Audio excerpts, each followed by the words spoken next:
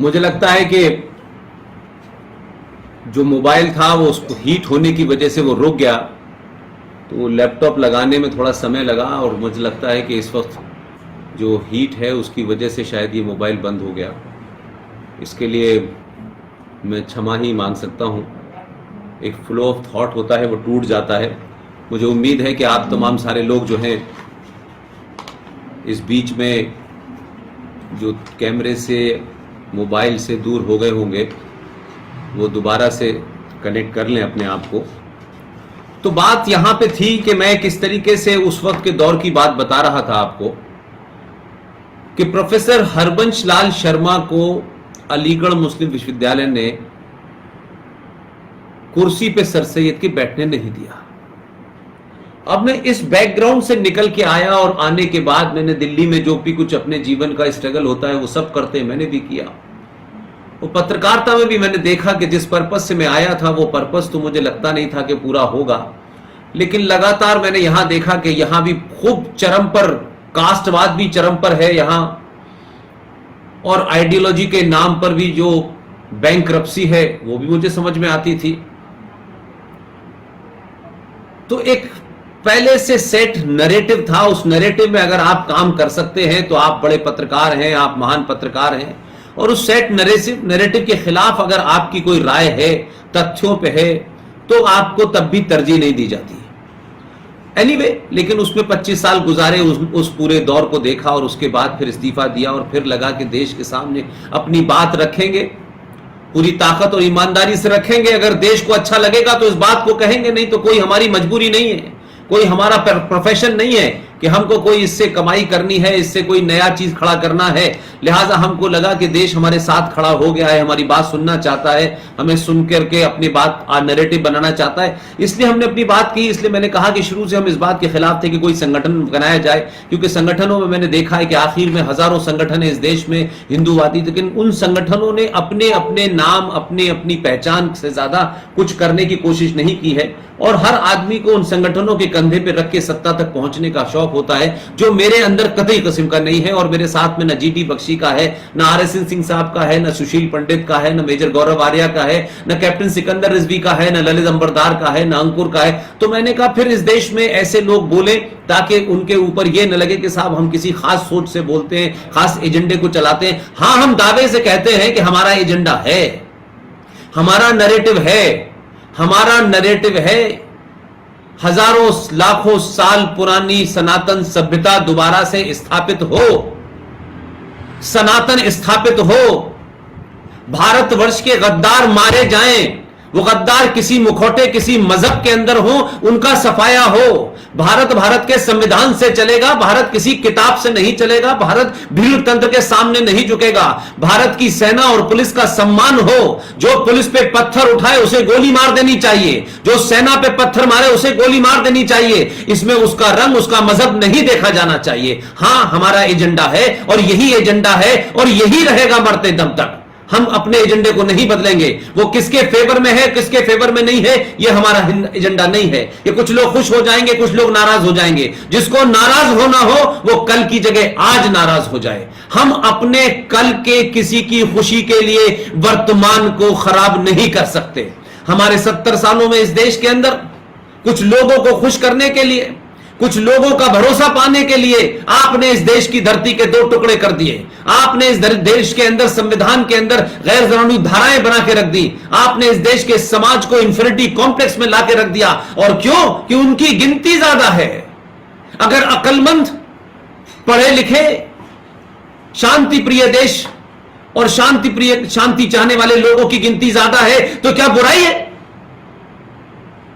हम शांति चाहते हैं, हम रूल ऑफ लॉ चाहते हैं। हमने ये नहीं कहा कि भारत में जो कोई रहेगा उसको जो है हमारा ही बनना पड़ेगा, लेकिन यह भी बर्दाश्त नहीं है हमको कि भारत में 4 गुंडे खड़े होकर के कहेंगे कि अगर हमारी तरह नहीं बने तो हम देश को तोड़ देंगे, हम काट देंगे, हम मार देंगे, हम लूट करेंगे, बलात्कार करेंगे। और हमारे पूर्वज बाबर है और अकबर है और औरंगजेब हैं। अगर उनके पूर्वज बाबर है और अकबर है और औरंगजेब है तो उनका भारत से कोई नाता नहीं है। वो किसी शक्ल में आए, कैसी शक्ल में आए और कैसे भी ग्रुप में आए, हमें एक्सेप्टेबल नहीं है।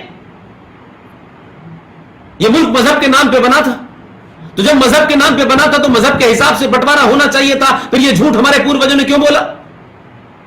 इसलिए मैं कहता हूं कि सच बोलो, सच कितना भी कड़वा हो, कम से कम राष्ट्र के प्रति और राष्ट्रीय मुद्दों पर सच बोलने की हिम्मत होनी चाहिए। 1000 साल के लंबे कालखंड के बाद आज जब आप इस स्थिति में पहुंचे हैं तो हमें झूठ बोलने की जरूरत नहीं है। इसलिए मैं कहता हूं, जो भारत राष्ट्र के संविधान में, संसद में यकीन रखता है, वो ही असली वंशज है। ये देश, ये समाज, ये सरकार, ये सत्ता और व्यवस्था उसी के लिए है। हम डराने और धमकाने की राजनीति करने वाले लोग, जिन्होंने 70 साल तक डराया और धमकाया, इसी डराने धमकाने से देश बटा, देश के टुकड़े हो गए, 21 लाख लोग मारे गए। किसी ने सवाल पूछा, क्योंकि कुछ लोगों ने हमारे यहां, कुछ लोगों को, उनको लार्जर देन लाइफ बना दिया है। वो कितना भी बड़ा पाप कर जाए उसके ऊपर चर्चा नहीं होनी चाहिए। ये वो देश है जिस देश के अंदर, दिल्ली यूनिवर्सिटी के अंदर अगर ये पढ़ाया जाता है, और मुझे तो दुख है, वो सनातनी बच्चे, वो हिंदू बच्चे जो 10 साल तक बीए पास 1 के कोर्स में दिल्ली यूनिवर्सिटी में पढ़ रहे थे, भारत की राजधानी की नाक के नीचे कॉलेज था, किसी हिंदू बच्चे के मन में ये क्यों नहीं सवाल आया कि ये कैसे आपने पढ़ाया जा रहा है, ये क्यों पढ़ाया जा रहा है? ये सवाल नहीं खड़ी। और यही कमजोरी, यही कायरता ने आजाद भारत के अंदर हिंदू को आज भी, वो अपने सर्वाइवल के लिए लड़ रहा है। वो किसी को जमीन घेरने, किसी का मकान पे कब्जा करने के लिए नहीं लड़ रहा, वो अपनी जान बचाने और अपनी पहचान बचाए रखने के लिए लड़ रहा है। और उसने इतने सारे कंप्रोमाइजेस करने के बाद घर दे दिया, 21 लाख लोग मर गए, जमीन दे दी, आपकी आत्मा नहीं मरी, आपका मन तृप्त नहीं हुआ?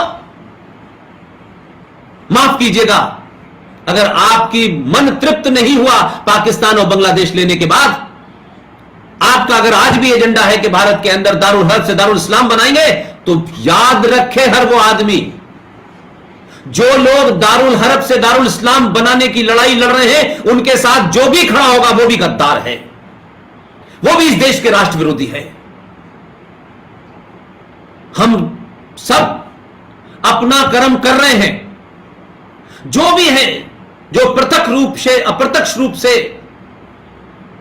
लिख करके, बोल करके, चिल्ला करके, समाज में काम करके जो अपना फर्ज निर्वाह कर रहे हैं, वो भी राष्ट्र को बचा रहे हैं। लिहाजा मैं मानता हूं कि आज जब खुलेआम गद्दारी हो रही हो सड़कों के ऊपर, और लोग बता रहे हो कि हमें चाहिए जिन्ना वाली आजादी, तो माफ कीजिएगा, इसके ऊपर अगर मगर करना देश बर्दाश्त नहीं करेगा। और मैं फिर बता रहा हूं, 70 साल में सनातनियों को और हिंदुओं को जो भी कुछ किया आपने भारत के संविधान के अंदर, ये जो सेकुलर शब्द है, आपके संविधान में कई फ्रॉड है जिसकी लड़ाई लड़नी है। उन फ्रॉड में ही यह निहत है कि आप मुसलमानों से कहते हैं कि आप 1947 के बाद भी जैसे थे वैसे ही रहिए, लेकिन सेकुलरिज्म का झूठ और मक्कारी की ये जो दवा है, ये शुद्ध रूप से हिंदुओं को पिलाई गई कि हिंदू कभी अपने अस्तित्व, अपनी पहचान, अपनी अस्मिता की लड़ाई न लड़े, और हर चौराहे, हर गली, सोते जागते, चलते फिरते, खाते पीते, हर वक्त अपने आप को सेकुलर साबित करने का उसको एक सर्टिफिकेट देना है। हम सेकुलर हैं। 4 मुसलमान दोस्त हो जाते हैं, हम अपोलोजिस्टिक होकर के सेकुलरिज्म की बात करने लगते हैं। यह सेकुलरिज्म शब्द आया कहां से? पहले तो देश के तमाम पाखंडी लोग यह बताएं कि सेकुलर है क्या, इसकी उत्पत्ति कहां से हुई, भारत में कैसे आया। सनातन की करोड़ों साल की संस्कृति और धर्म के अंदर शब्द सेकुलर की जरूरत ही नहीं थी। दुनिया में आज भी हमसे ज्यादा बड़ा कोई सेकुलर नहीं हो सकता, लेकिन एक मक्खारी भरा शब्द एक आइडियोलॉजी को उसमें इंसर्ट किया गया और बताया गया कि आपको सेकुलर रहना है और इसी फ्रेमवर्क में रहना है और ऐसे ही सेकुलर होना है। तो जिन लोगों ने यह परिभाषा लिखी है, हम सेकुलर वो नहीं होने चाहते। किसी को 4 दोस्त हो जाएं, किसी के संगठन में 5 मुसलमान हो जाते हैं तो वो संगठन की राय बदल देता है, उसकी आइडियोलॉजी बदल देता है। अरे एक निजी दोस्ती होती है और एक राष्ट्र के प्रति दोस्ती होती है। निजी दोस्ती का कोई मतलब नहीं होता है। अगर वो राष्ट्र के प्रति है नहीं है वफादार, तो मेरे प्रति और आपके प्रति कोई वफादारी नहीं होती। आप भारत के उस समाज से सेकुलरिज्म का सर्टिफिकेट मांग रहे हैं जिसने आपको संतुष्ट करने के लिए सब कुछ दे दिया, और आज बरसों के बाद जब आपको अपनी अस्मिता, अपने पूर्वज, अपने संस्कार और अपने धर्म के प्रति एक चेतना जागृत हो रही है, तो भ्रम फैलाया जा रहा है। पहली बात तो कुछ लोग हिंदुत्व के ठेकेदार हो कैसे गए? ये कथा बांचने वाले लोगों ने हमको ज्ञान देना शुरू कर दिया। ये उनकी निजी राय हो सकती है। हमारे इमोशंस, हमारी संवेदनाओं को जिस तरीके से आपने उसका दोहन किया, हम आपका सम्मान, आपको उस आसन पर इसलिए बैठे देखना चाहते हैं कि आप सनातन की बात कर रहे हैं, आप धर्म की बात कर रहे हैं, आप राजनीतिक लोग नहीं हैं। आपको यह नहीं बताना है कि मौला रे मौला क्या है और अली क्या है। यह ज्ञान देना है तो गेरुआ बस का चोला छोड़े और सफेद कपड़े पहने और बात करें समाज में। हमारी आपके साथ भावनाएं जुड़ी हुई हैं। आप हमारी भावनाओं पर चढ़कर के गद्दी के इतने बड़े उस पर पीठ पे बैठेंगे और वहां बैठ करके ज्ञान देंगे कि इसमें क्या फर्क चल रहा है। यह आपकी निजी राय नहीं हो सकती। और जब आप सार्वजनिक पद पे आ जाते हैं और सार्वजनिक जीवन में आ जाते हैं, तब आपका निजी कुछ नहीं होता। यह पाखंड नहीं चलेगा। यह हमारा निजी जीवन है और यह हमारा सार्वजनिक जीवन है। कौन लोग हैं जो इस देश के अंदर इस तरीके का फ्रॉड फैलाने पे लगे हुए हैं? इसलिए मैं बार बार कहता हूं, आप कुछ लोगों को दुश्मन माने, लेकिन दुश्मन आपके अंदर बैठा हुआ है, आपकी सोच में, आपके विचार में, आपके आचार में है, आपके बिहेवियर में है। हजारों साल की गुलामी ने आपको कमजोर कर दिया, लेकिन पिछली 4 जनरेशन इस गुलामी की तरफ नहीं देखना चाहती। वो आज में जीना चाहती हैं और आज के मसले आज के हिसाब से तय करना चाहती है। आज का युवा ये सवाल पूछता है, भाई मेरा बाप सबसे ज्यादा टैक्स देता है, मेरी मां इनकम टैक्स देती है, हम बिजली का बिल भरते हैं, पानी का बिल भरते हैं, लेकिन 30 करोड़ लोग इस देश में ना बिजली का बिल भरने को तैयार है, ना पानी का बिल तैयार है, और इस देश में आग लगा देंगे, बरसे तोड़ देंगे, स्टेशन जला देंगे। भाई ये क्या मतलब है? हमारी सब्सिडी से लोग हज भी करने जाएंगे, हमारी सब्सिडी से लोगों को खाना भी मिलेगा, गैस भी मिलेगी। भाई ये कब तक चलेगा? तो ये झूठ और पाखंड 21वीं सदी का युवा मानने के लिए तैयार नहीं है।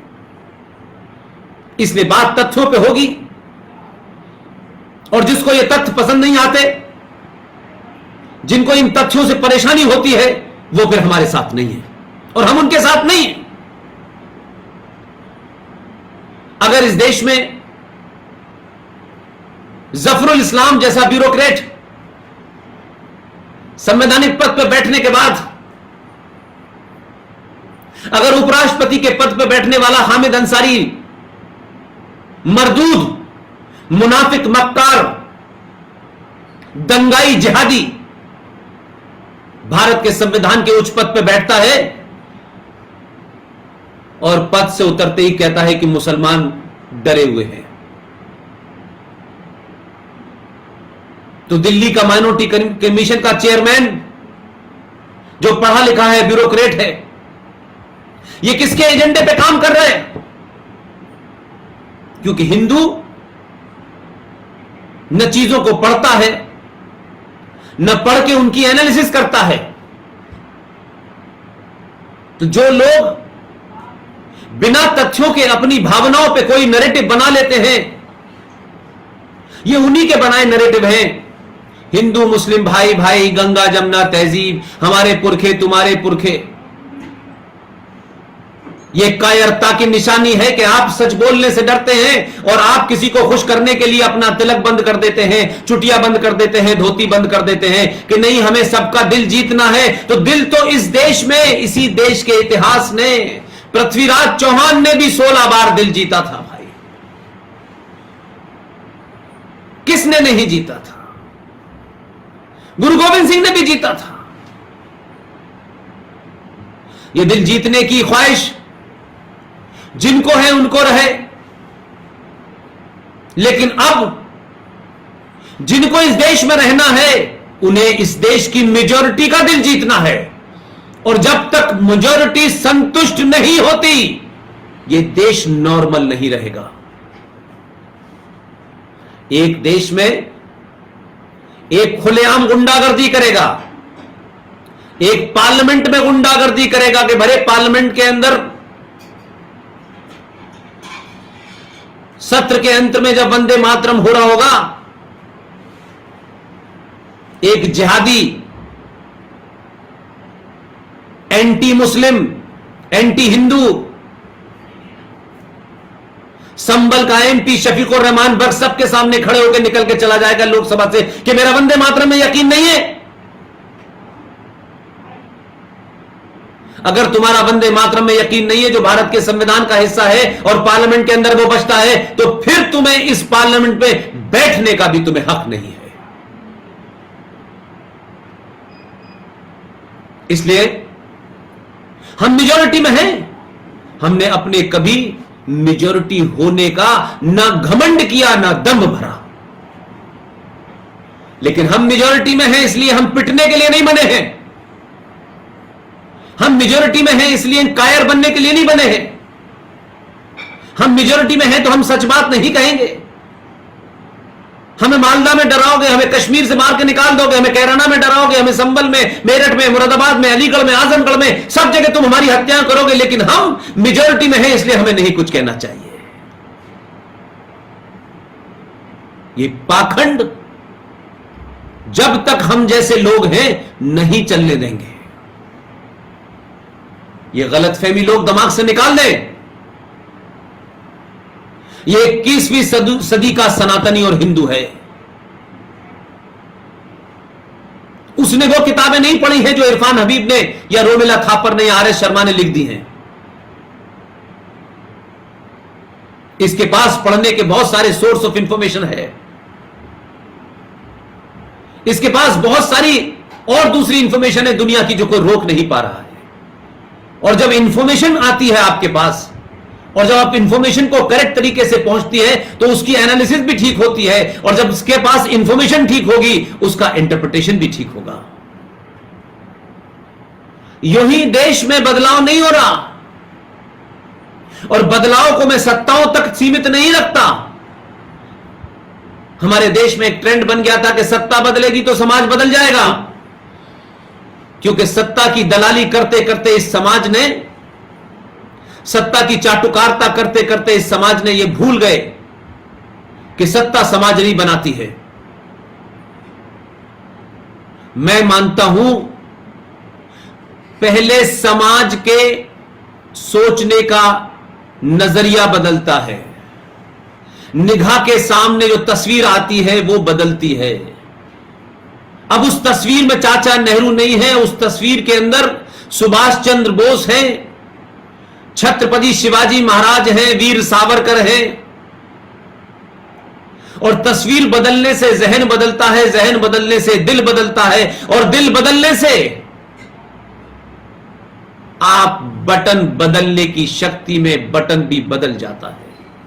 और जब सही जगह बटन दबाते हैं तो सत्ता बदल जाती है। इसलिए समाज एक परमानेंट इकाई है, सत्ता आनी जानी है। अगर समाज को सही तरीके से सच बताया, समाज में अवेयरनेस क्रिएट कर दी, तो सदियों तक जो इस देश के गद्दार हैं, जो देश को अंदर से तोड़ना चाहते हैं, जो हमारे हिंदू संगठनों से मिलकर के उन लोगों ने जिस खामोशी से अपना एजेंडा चला रखा है, वो वक्ती तौर पे तो हो सकता है कि हमें सियासी तौर पे ठीक लगते हो कि कुछ लोग बहुत ज्यादा अल्ट्रा इस वक्त सनातनी दिखाई दे रहे हैं, लेकिन हमारा एक्सपीरियंस ये कहता है कि 25-30 करोड़ में से 2-4 लोग आपके साथ अगर खड़े भी हो जाएंगे, उससे वो 30 करोड़ नहीं बदलने वाले। वो आपके जाने का इंतजार करेंगे और आपके जाने के बाद वही करेंगे जो मौलाना आजाद ने किया, जो प्रोफेसर नूरुल हसन ने किया, जो फखरुद्दीन ने किया, जो हुमायूं कबीर ने किया, वही करेंगे। इसलिए समाज बदल जाए, समाज की सोच बदल जाए, तो सत्ता पे हजारों साल तक सनातनी ही बैठेगा। इसलिए सत्ता एक बार बदली, 2 बार बदली से काम नहीं चलेगा। सत्ता भी बनाए रखना है और सत्ता को भी यह एहसास कराना है कि हमने आपको बदला है, सड़क बनाने के लिए नहीं बदला। हम बहुत लंबे समय से गड्ढों में रहते रहते आदी हो गए। ये सड़कें, ये सत्ता का परिवर्तन से, ये हवाई जहाज, ये विकास से हमारा सम्मान नहीं लौटने वाला। जो हजारों साल से तकलीफ हमारे पूर्वज, हमारे पिता माता, उनके पूर्वजों के अंदर जो एक दर्द है, जो हर्ट है, वो जनरेशन टू जनरेशन आगे चल रही है। आपके पास कुछ ना भी हो, ये भौतिक सुख की चीजें ना हो, मकान ना हो, तब भी आप, अगर आपका इतिहास, अगर आपके पूर्वज महान थे और इस बोध में है कि हां हमारे पूर्वज महान थे, तब भी आपको भूख लगने के बावजूद भी आपके अंदर एक ताकत होती है, एक शक्ति का संचार होता है।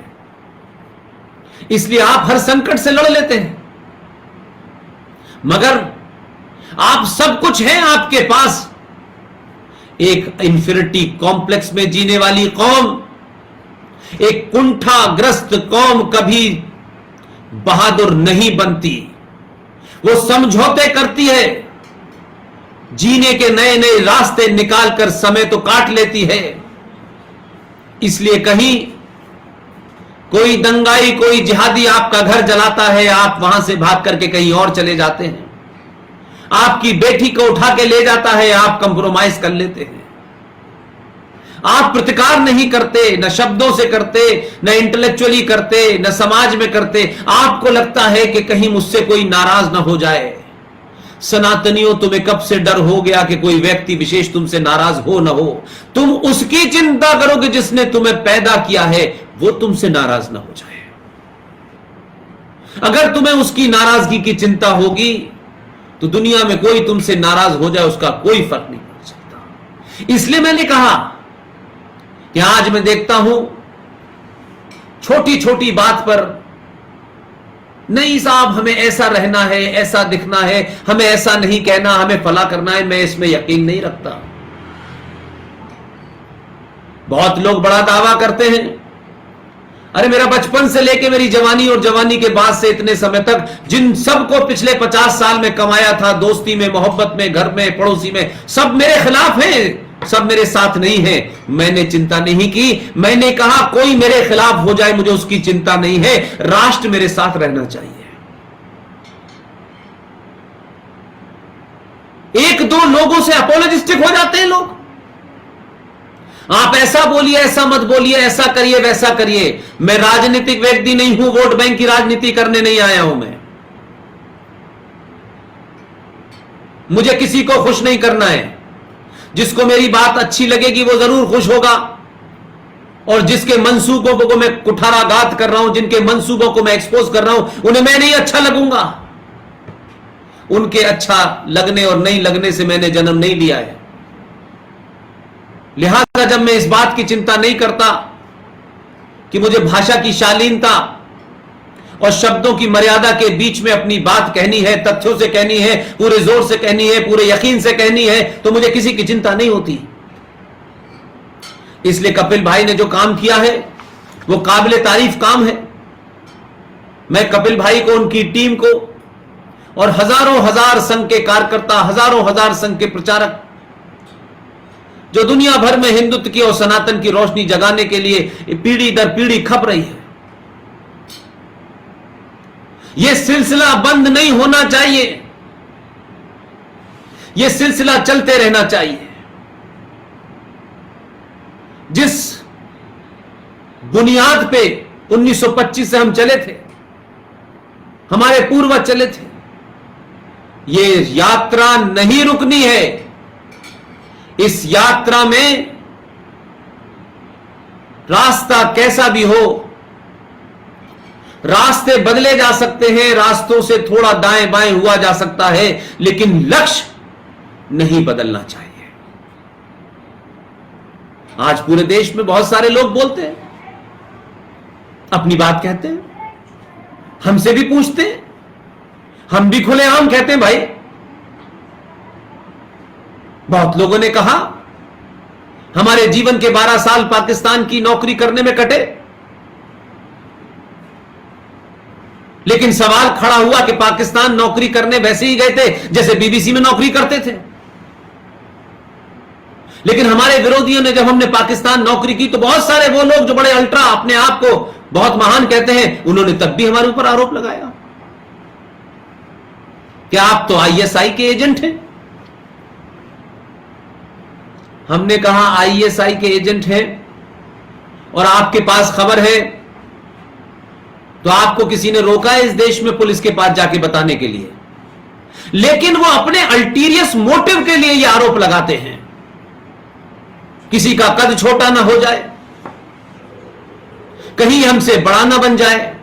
बड़ा बनने के लिए नहीं आया हूं मैं, बड़ा बनने के लिए रास्ता तय नहीं किया है। लेकिन जब बोलना शुरू किया और भाषा की बात हुई, तो कुछ लोगों को लगा ये भाषा तो कुछ आरएसएस से मिलती जुलती लगती है। तब भी लोगों ने कहा कि साहब अब तो ये आरएसएस का एजेंट है। तो मुंबई की एक सभा में मैंने खड़े होकर कहा, भाई मुझे आप गाली दें, मेरे परिवार को गाली दें, मेरी मां को गाली दें, मेरी बहनों को गाली दें, यह आपकी अपनी संस्कृति है, आपका अपना कल्चर है, लेकिन तय कर लें कि मैं आरएसएस का एजेंट हूं या बीजेपी का एजेंट हूं या आईएसआई का एजेंट हूं।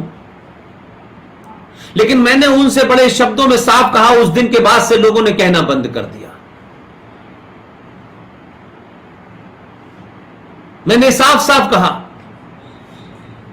कपिल भाई, मैंने कहा उनसे, आरएसएस के बारे में मुझे शायद बहुत ज्यादा जानकारी नहीं है, जितनी है उतने से ही मैं संतुष्ट हूं। आरएसएस का मुझे एजेंट करने वालों का मैंने यह कह के मुंह बंद कराया, आरएसएस भारत में है, भारत के अंदर भी काम कर रही है, भारत के बाहर भी काम कर रही है, उनके कार्यकर्ता पूरी दुनिया के सामने हैं। आरएसएस का एजेंट होना फिर भी गर्व की बात है, कम से कम जैशे मोहम्मद और लश्कर तोयबा के तो एजेंट नहीं है। तो सवाल यह है कि हमें अपनी भाषा में अपोलोजिस्टिक नहीं होना है।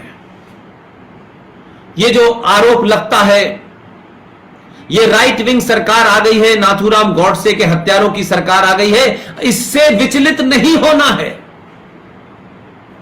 हम कौन हैं, कहां से आए हैं, सत्ता में कैसे हैं, किस तरीके से हैं, अपने आदर्शों के प्रति हमारा एक कमिटमेंट है, इससे विचलित करने के लिए ही आप पे आरोप लगते हैं।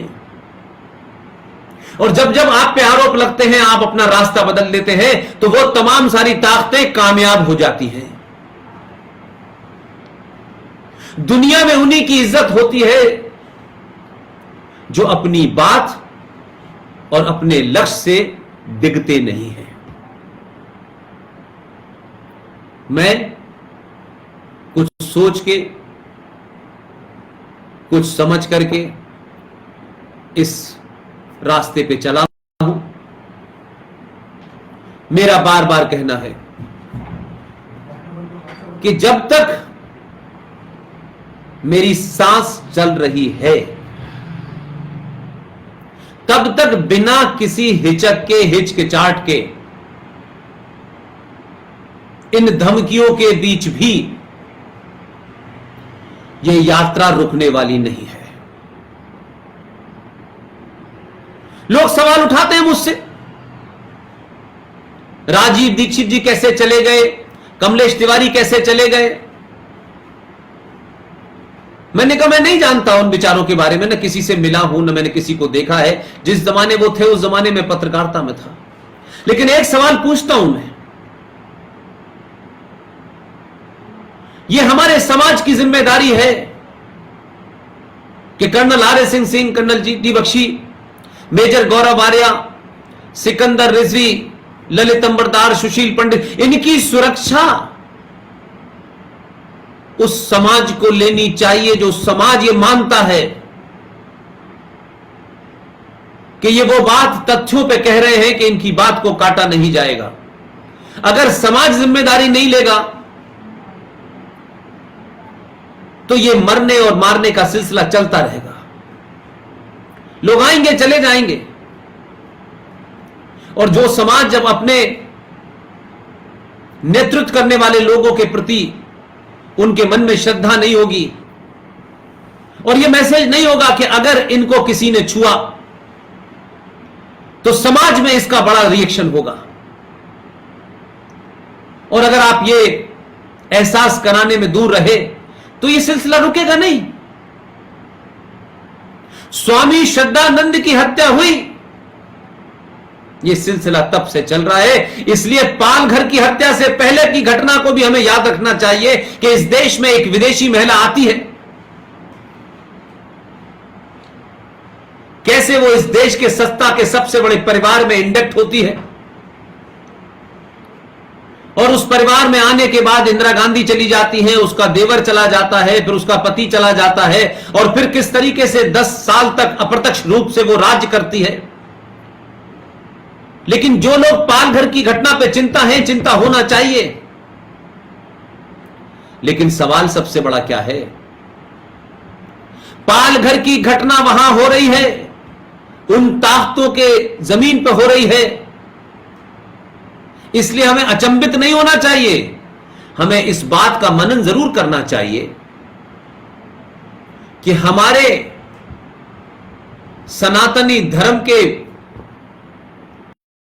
4 शंकराचार्यों में से एक शंकराचार्य को तमिलनाडु की उस वक्त मंत्री के ऊपर दबाव और ब्लैकमेल करने के बाद दिल्ली से एक भारत विरोधी ताकत जो सत्ता के संस्थान में 10 साल से बैठी थी, उसके कहने पर शंकराचार्य जी को, भारत के इतने महान पुरुष को, जो हमारी नाक है, हमारा सर है, हमारा सम्मान है, उनको जिस तरीके से फंसाया गया और फंसा करके उनको बलात्कार के केस में डाला जेल में, उनकी मृत्यु हो गई, समाज नहीं बोला। वो प्रतिक्रिया जो आनी चाहिए थी देश के अंदर वो नहीं आई। देश के खिलाफ गद्दार जो सत्ता में भी हैं, जो संसद में भी हैं, जो व्यवस्था में भी बैठे हुए हैं, हमने उनके प्रति प्रतिकार नहीं किया और छोड़ दिया कि सारा काम सरकार का है। अरे सनातन के मानने वालों, आदर्श में जीने वाले लोगों, ये आदर्शवाद, ये सत्ता व्यवस्था, पुलिस, कानून, ये तमाम सारी चीजें उस समाज के लिए होती है जो आदर्श समाज होता है। आप आदर्श समाज में नहीं रह रहे हैं, आप एक भीड़ तंत्र में हैं, जहां चंद लोग आपकी बस्ती की बस्ती लूट लेते हैं। चंद लोग सरकारों को डराते हैं, न्यायपालिका को डराते हैं, संसद को डराते हैं। ना उनका पुलिस से डर था, ना सुप्रीम कोर्ट से डर था। एक नाजायज तरीके से दिल्ली में एक धरना दिया गया और उस धरने को सुप्रीम कोर्ट ने वो हटाने के लिए इंटरव्यूकर भेजे कि वो ठोड़ियों में हाथ डालें कि भैया यहां से हट जाओ। क्या इस देश में आपने हिंदुओं और सनातनियों कोई दूसरा धरना कभी देखा कि वो धरना हो रहा हो और सुप्रीम कोर्ट ने आपसे आदमी भेजा हो कि आपकी मांग क्या है, आप क्यों हटेंगे और नहीं हटेंगे? इसी सुप्रीम कोर्ट ने जंतर मंतर के ऊपर एक निर्णय लिया है कि यहां पर धरने प्रदर्शन होंगे और एक समय में उस जंतर मंतर के ऊपर 1000 से ज्यादा लोग नहीं होंगे। लेकिन फिर इस देश में जंतर मंतर पे धरना नहीं दिया गया, धरना ऐसी जगह दिया गया जहां उनके लोग थे और उन्होंने सड़क जाम रखी, लेकिन उसको खुलवा नहीं सकी, न सरकार खुलवा सकी, न व्यवस्था खुलवा सकी, न न्यायपालिका खुलवा सकी। क्या आज देश की मेजोरिटी के सामने जिस किस्म की मिसाल तय की जा रही है, कि जो गुंडा है, जो बदमाश है, जो देश को तोड़ देगा, जो अस्त व्यस्त कर देगा, जो दुनिया भर में हालात खराब कर देगा, सरकारें, सत्ता व्यवस्था, न्यायपालिका उन्हीं के सामने झुकेगी। ये परपाटी गलत है, ध्यान रखिएगा। बहुसंख्यक समाज के तहम्मुल, उसके पेशेंस, उसके धैर्य की बार बार परीक्षा लेना बंद कर दें। कमजोर से कमजोर समाज भी एक समय के बाद प्रतिकार करने पे मजबूर हो जाता है। इसलिए समाज में जो जागृति आ रही है, कुछ लोग उससे वो चाहते हैं कि ऐसे ही कूप मंडूक हिंदू बना रहे, लेकिन दंगाई, देश तोड़ने वाले गद्दार ताकतवर बने, मजबूत बने, इसकी चिंता में लोग पतले हुए जा रहे हैं। और एक बात बता दूं मैं आपको, यूएसएसआर दुनिया का ताकतवर देश था, बड़े सारे न्यूक्लियर बम थे, लेकिन समाज कमजोर था, इसलिए 24 राष्ट्रों में बंट गया। इसलिए समाज अगर कमजोर हुआ, यानी बहुसंख्यक समाज कमजोर हुआ, अर्थव्यवस्था कमजोर हुई, तो न्यूक्लियर बम देश को नहीं बचा पाएगा। हम कश्मीर में पड़े 5 लाख हिंदू कश्मीरी पंडितों को नहीं बचा पाए, हम मालदा नहीं बचा पाए, हम कैराना नहीं बचा पाए। जहां आप 70 और 75% थे, वहां आप 12% हो गए। और आपकी हालत तो यह है कि आसाम में 3 गांव हैं, लखीमपुर, नौगांव और एक और है। उन 3 गांवों के अंदर मुसलमानों की जैसे ही मेजॉरिटी हुई, उन्होंने वहां एसडीएम और व्यवस्था पर दबाव डाला कि अब से संडे नहीं फ्राइडे माना जाएगा। अप्रत्यक्ष रूप से, चाहे अनजाने, उन 3 गांवों के अंदर शरिया लागू हो गया। लेकिन आसाम में हुआ है, किसी गांव में हुआ है, हमें क्या प्रॉब्लम है? जब तक आग हमारे घर पे नहीं आएगी तब तक हम नहीं बोलेंगे। और हम तो ऐसे लोग हो चुके हैं कि इसी दिल्ली के अंदर अंकित सक्सेना की तलवार से हत्या कर दी गई खुलेआम, डॉक्टर नारंग को मार दिया गया। यह चिंता का विषय नहीं बना हमारे यहां। ये बात यूएनओ तक नहीं गई, लेकिन वो झूठ मक्कारी पे किसी ने अखलाक को मार दिया था, वो यूएनओ में भी चली गई, वो अमेरिका भी चली गई, वो बिहार के चुनाव में भी चली गई। एक चेतन समाज ही सत्ता पे बैठने वालों और व्यवस्था में काम करने वालों पे दबाव बनाता है। और इसलिए दबाव नहीं बनाता कि हमारी गलत बात को मानो, यह दबाव बनाता है कि जो है नियम उसे लागू करो। हम वो भी नहीं कर पा रहे। यही वजह है कि भारत इस तथाकथित रूप से आजाद तो हुआ, मुगलों से आजाद हुआ, अंग्रेजों से आजाद हुआ, लेकिन 70 साल में भारत सत्ताएं तो आई, जो अंग्रेज थे उनकी आई। व्यवस्था में क्या बदलाव हुआ? आज भी 295A, ये जो आईपीसी है 295A का नियम तो 1926 से चल रहा है, जिसमें स्वामी श्रद्धानंद की हत्या करने वाले अब्दुल रशीद को गांधी जी ने यह कहा कि आखिर इनकी भावनाओं को स्वामी श्रद्धानंद ने क्यों भड़काया, और स्वामी श्रद्धानंद ने इनको भड़काया, लिहाजा उनकी हत्या के बाद भी उन पे मरणोपरांत मुकदमा चला। ये 295A, जिसकी वजह से आज कई पत्रकारों को फंसाया जा रहा है, आज कई राष्ट्रवादी ताकतों को जगह जगह फंसाया जा रहा है कि साहब इनकी स्पीच से लोगों की भावनाएं भड़कती हैं। तो मैं बताता हूं मेरी भावना किससे भड़कती है। मैं आजाद भारत में हूं, यह सेकुलर भारत है, लेकिन मुझे 5 वक्त लाउड स्पीकर की अजान पे कोई यह कह के भड़काता है कि मैं और मेरे अल्लाह के सिवा कोई दूसरा इबादत के लायक नहीं है, तो मैं इसे एक धमकी समझता हूं सेकुलर भारत के अंदर। अगर यह किताब आपकी कहती है तो अपने घर पे कहिए, लेकिन लाउड स्पीकर लगा करके इस देश में बहुत से ऐसे लोग हैं जो बहुलवादी समाज में यकीन रखते हैं,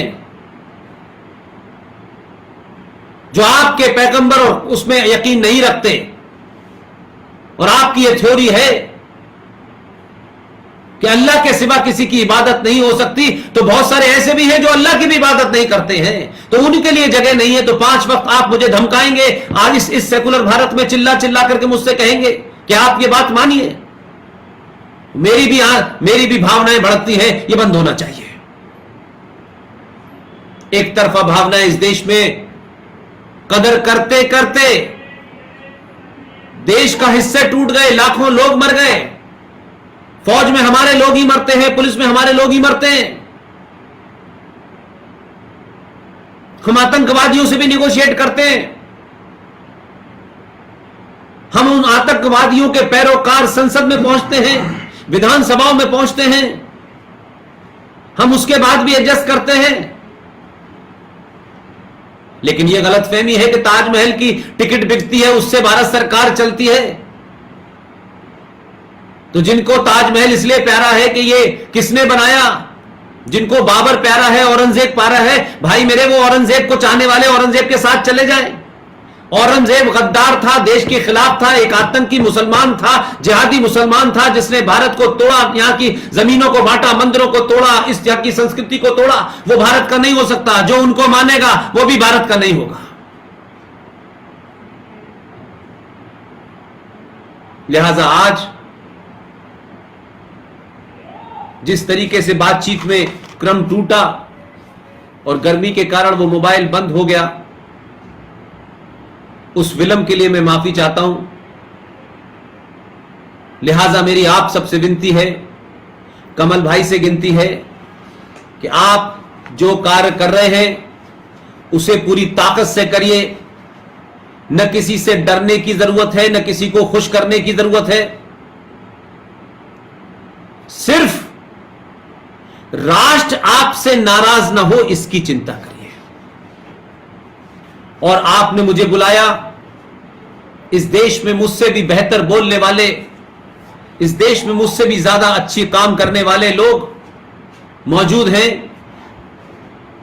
आप आरएसएन सिंह साहब को बुलाएं, आप जीडी बख्शी को बुलाएं, गौरव बारिया को बुलाएं, शिफाली वैद्या को बुलाएं। ये तमाम सब लोग अपनी अपनी भाषा में, अपने अपने तरीके से इस देश में जिन हिंदुओं का, जिन सनातनियों का, जिन भारतवंशियों का, जिन्हें हजारों साल की सभ्यता पे यकीन है, जिन्हें सनातन में यकीन है, जो भी कार्य कर रहे हैं उन्हें मैं प्रत्यक्ष रूप से जानूं या अप्रत्यक्ष रूप से जानूं, कम से कम मैं कुछ नहीं कर सकता तो एक बात मैं आपसे कह के अपनी बात खत्म करता हूं।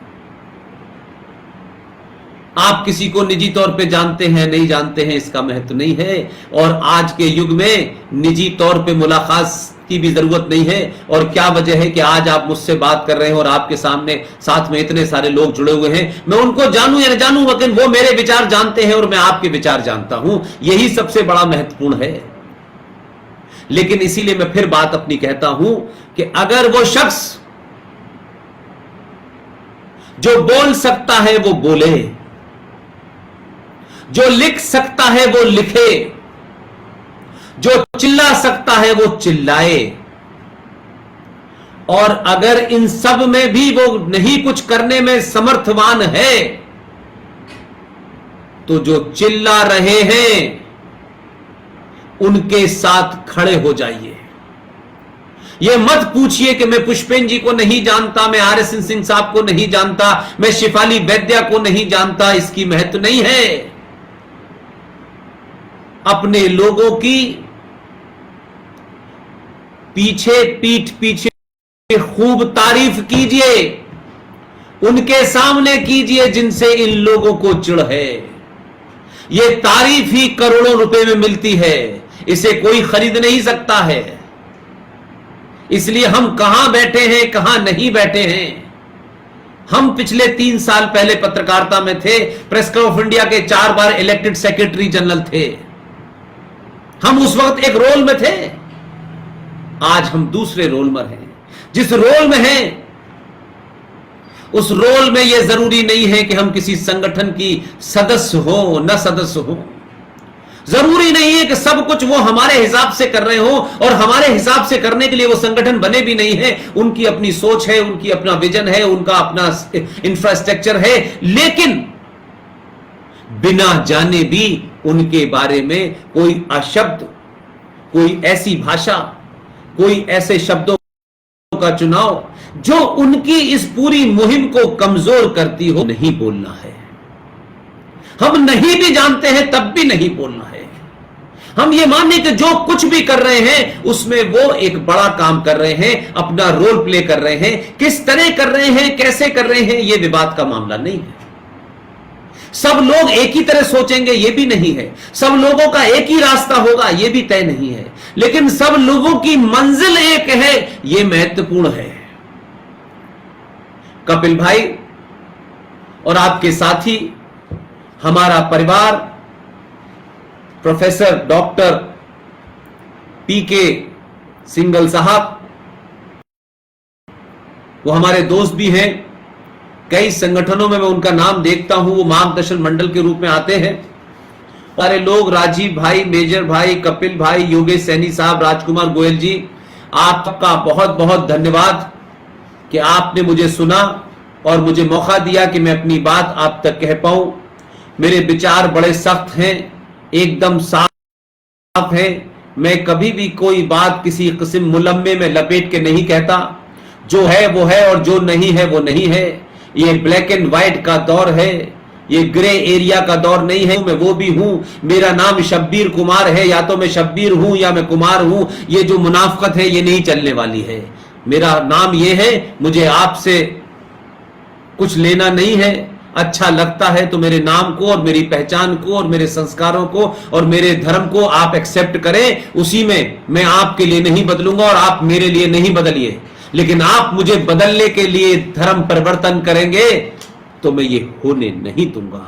आप सबका बहुत बहुत शुक्रिया, थैंक यू वेरी मच। मुझे नहीं लगता कि इस बीच में जो कुछ गड़बड़ हुई है उसकी वजह से शायद कोई फर्क पड़ा हो। मुझे फीडबैक दीजिएगा, अगर कोई इसमें कमी रही होगी तो हम फिर किसी वक्त दोबारा आपसे बातचीत कर सकते हैं। ये बातचीत का सिलसिला टूटना नहीं चाहिए, चाहे इस बातचीत में अलग अलग लाएं, अलग अलग समय पे आए, ये सिलसिला चलता रहे और इस देश के गद्दार, इस देश के दुश्मनों को लगातार इस बात का एहसास हो कि 1000 साल के बाद एक हिंदू राजा इस धरती की गद्दी पे बैठा है और वो राजा संविधान से इस देश को चलाएगा, किसी किताब से नहीं चलाएगा, किसी धर्म के मजहब के सामने नहीं झुकेगा, किसी गुंडों के सामने नहीं झुकेगा। वहां उसे संसद में कोई झुका सकता है न संसद के बाहर झुका सकता है। इस देश की न्यायपालिका अपने तथ्यों पे फैसला करेगी। कुछ लोग न्यायपालिका को अगर नहीं मानेंगे, इस देश की सत्ता और व्यवस्था को नहीं मानेंगे, उसके लिए इस देश में उनका कोई जगह नहीं है। आप सबने मुझे सुना, एक बार फिर बहुत बहुत शुक्रिया, थैंक यू वेरी मच।